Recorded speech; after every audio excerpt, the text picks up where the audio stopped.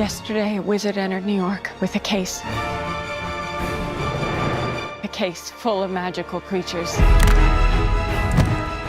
And unfortunately, some have escaped.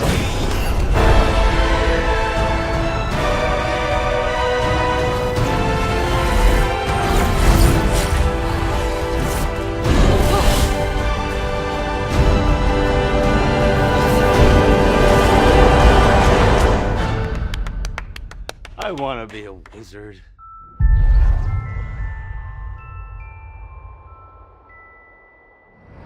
Fantastic Beasts and Where to Find Them. This is the, I guess, sort of prequel to the Harry Potter series. Takes place 70 years before Harry Potter. Takes place in America. Stars Eddie Redmayne as Newt Scamander. Basically, he's kind of like a zoologist type character. He really likes animals. He comes to America with a case full of all kinds of crazy magical animals, and some of them escape, and that is your basic plot here. This movie's pretty strange for me because while it's set in kind of the Harry Potter universe, it's so different from the Harry Potter movies, and that difference can be a good thing sometimes and a bad thing others. Let's talk about the good stuff first. The cast here is really good. Eddie Redmayne does a really good job. My favorite was Dan Fogel. He plays the Muggle in this. You've seen him in the trailer. He kind of, for most of the movie, has this kind of look of what in the world is going on. Even at one point, this was in the trailer, he says, I cannot be dreaming because my brain cannot make all this stuff up, which is one of the funniest lines of the movie. And he provides a lot of the comic relief of the movie, and I really did like him. He was probably my favorite part of the movie, which is crazy because he was just human. But everybody else is good. Colin Farrell was pretty good. He's not in this a whole lot. I pretty much liked everybody except for Ezra Miller. His character, I don't want to say anything, but he's kind of like, I just didn't like him at all. I didn't like his character. I didn't like his acting. I did not like it. The world building and visuals and everything in this are great. The music is good. You can tell it's got a hint of the old Harry Potter with some new stuff. There was the setting. You know, this takes place 70 years before the first Harry Potter. So it's set in, you know, old time New York, and it's really cool. It's got that feel to it. None of that looked off to me or anything. It was really interesting. They do a really good job of world building. But that leads into my main complaint of this movie. You can tell that they spent a lot of time world building, making these grand settings and fantastical things.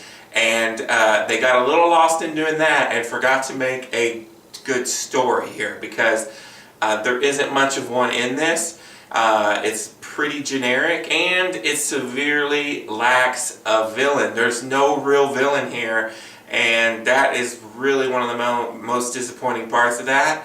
I know after you see it, you're going to say, well, there is a villain, but he was very weak. And then it does a lot of like setting up for other movies, which, you know, might turn out to be good later on down the road, but right now it just didn't feel very satisfying because a lot of the stuff is just teasing you for what's to come. And then this movie does have pacing issues. There are a lot of slow moments, and it really feels like there's like 50 endings to this movie. Like, no joke. I thought it was over like 30 minutes before it was actually over. And it just keeps every 5 seconds you get a new ending, a new ending, a new ending, and I was like, oh my gosh, is this ever going to end? You don't ever want to be saying that about a movie. So as you can tell, I'm very mixed about this movie.